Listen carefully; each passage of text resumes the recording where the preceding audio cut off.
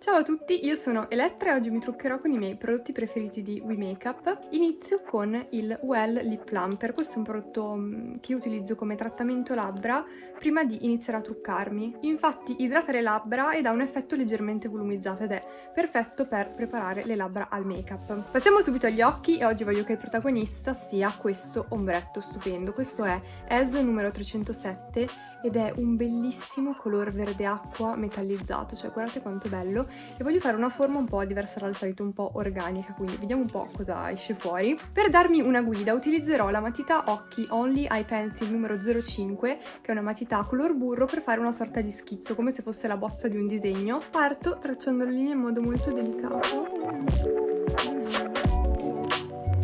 Non è necessario essere precisissimi perché poi andremo a riempire tutto con l'ombretto, quindi giusto appunto per avere una guida della forma.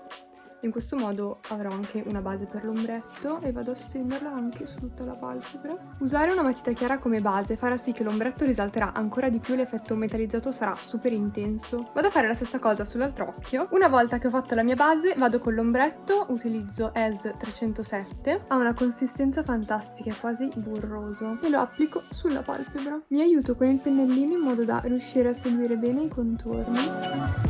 Lo adoro! Faccio anche l'altro occhio. Mi sono venuti un po' diversi e potrei dirvi che l'ho fatto apposta, ma in realtà non è così. Ma devo dire che quasi mi piacciono di più, li trovo simpatici, come se ognuno avesse la sua personalità, e questo turchese è meraviglioso. Voglio lasciare gli occhi così semplici. Mi piacciono talmente tanto questo colore e questa forma che sugli occhi non voglio aggiungere nient'altro se non delle belle ciglia, voglio che incornicino bene la forma del trucco, e per fare questo utilizzo More di We Makeup, che è un mascara pazzesco. E voilà! Come blush utilizzo Ever numero 13, che è un bellissimo nude rosato ed è perfetto come blush su di me. Le metto un pochino sulla mano, prendo con il pennello, scarico un po' il prodotto e vado sulle guance.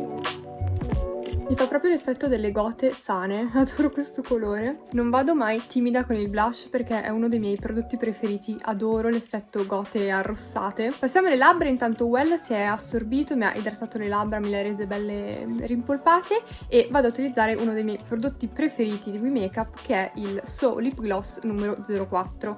Questi lip gloss sono fantastici perché non sono appiccicosi, sono super confortevoli, idratano e sono lucidissimi. Lo 04 è appunto il mio colore preferito e si abbina perfettamente al turchese degli occhi, adoro il contrasto rosa turchese.